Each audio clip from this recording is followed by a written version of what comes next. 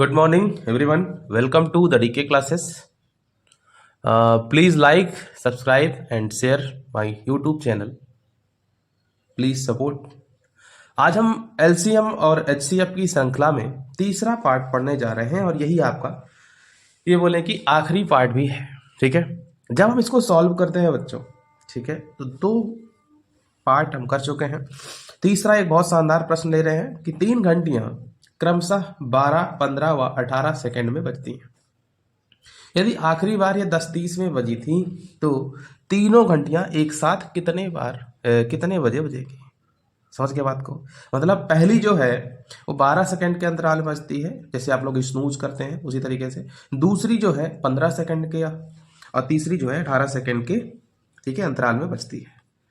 अब प्रश्न ये है कि एक समय ऐसा रिकॉर्ड किया गया जिसमें ये एक साथ बजी थी और वो है 10:30। अब हमसे पूछा जा रहा है कि अगली बार ये सारी घंटियां एक साथ कब बजेंगी।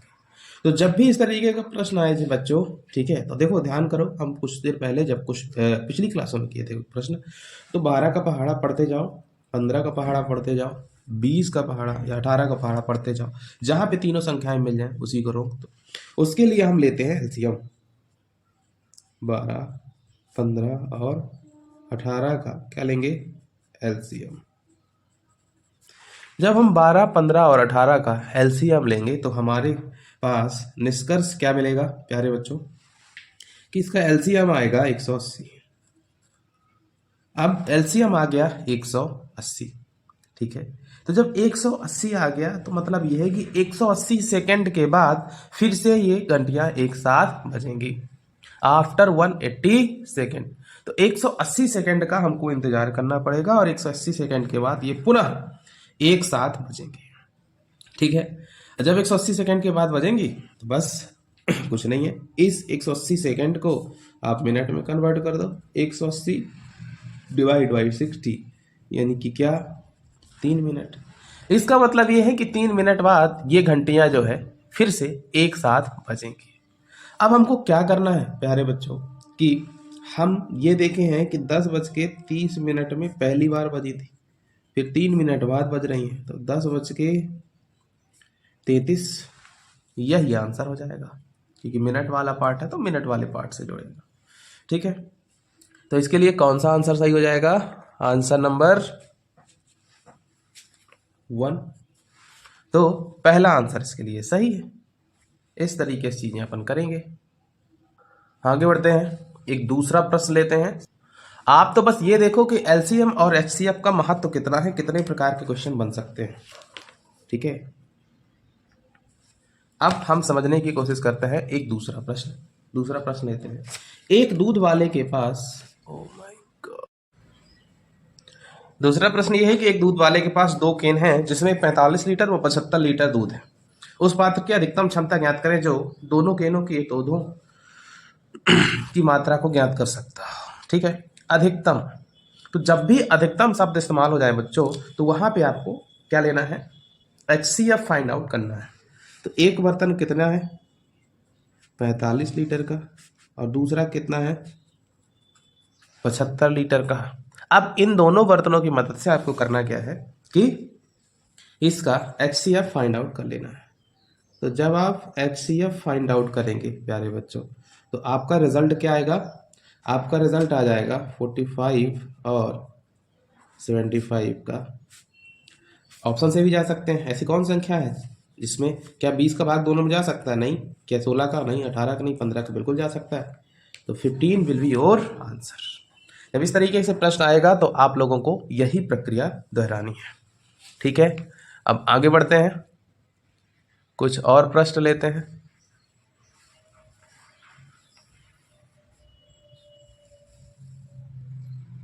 चलिए प्रश्न नंबर 3 लेते हैं। तीसरा प्रश्न क्या कहता है बच्चों? तीसरा प्रश्न कि टाइल्सों के बारे में है, ये है ना। तो एक हॉल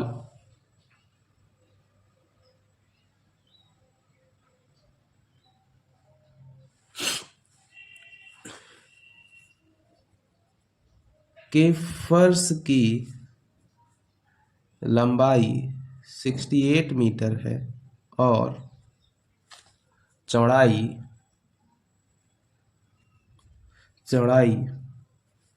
51 मीटर है। ठीक है, इस हॉल के फर्श पर कम से कम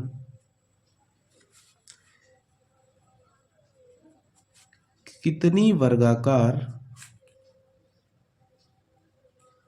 टाइल्स लगाई जा सकती है?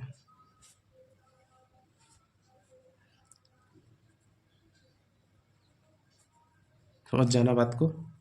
एक रूम है, उस रूम का डायमेंशन दे दिया है, ठीक है, और साथ ही ये भी पूछ रहा है कि कितनी वर्गाकार टाइल्स जो है लगाई जा सकती है। तो बेटा इस तरीके से प्रश्न ये है। अब इसको हम लोग सॉल्व कर लेते हैं और सॉल्व करने के बाद जो भी रिजल्ट आएगा उस पर अपन लोग फोकस करेंगे। ठीक है, एक हॉल के फर्श का डायमेंशन आपको दे दिया है, तो अगर मैं इसको बनाना चाहूँ तो ये इस तरीके से बनेगा।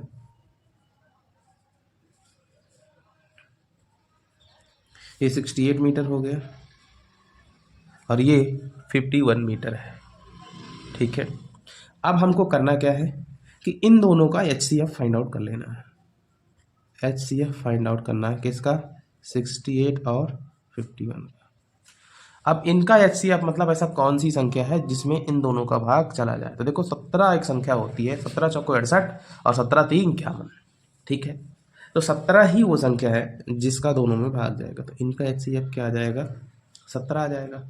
अब 17 के साइज की टाइल्स हमको लगाना पड़ेगा, हाईएस्ट कॉमन फैक्टर जो भी है। तो अब हम क्या करेंगे प्यारे बच्चों कि नंबर ऑफ टाइल्स निकालने के लिए,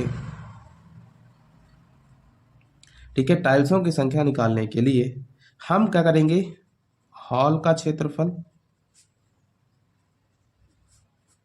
डिवाइड बाई, पहले हॉल का क्षेत्रफल लिखेंगे और उसमें भाग देंगे किस चीज का? टाइल्स का क्षेत्रफल।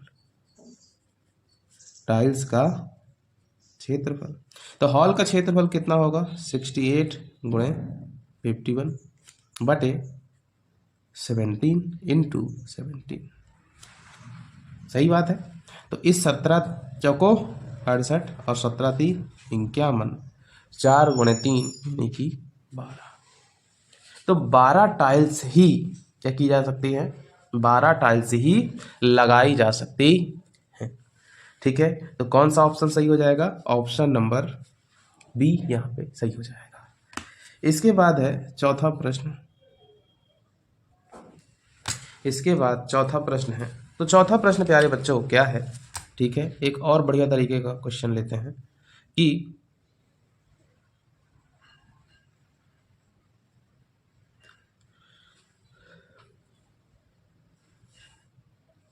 प्रश्न ये है कि x की पावर 6 माइनस 1 एवं x की power 4 plus 2x cube minus 2x plus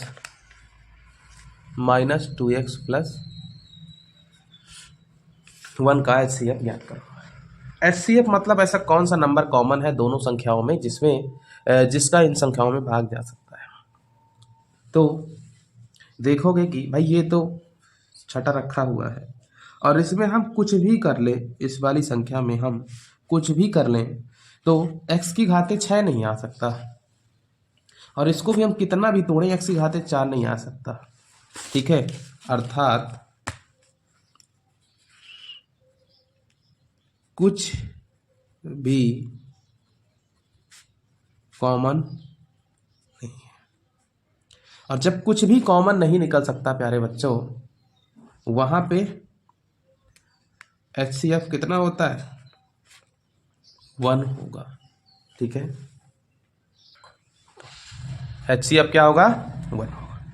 इसी के साथ हम LCM और HCF को समाप्त करते हैं। जब प्रैक्टिस सेशन करेंगे लाइव जाके तो उसमें फिर अपन लोग बहुत सारे प्रश्न करेंगे। फिलहाल के लिए इतना ही। धन्यवाद, मिलते हैं कल की क्लास में।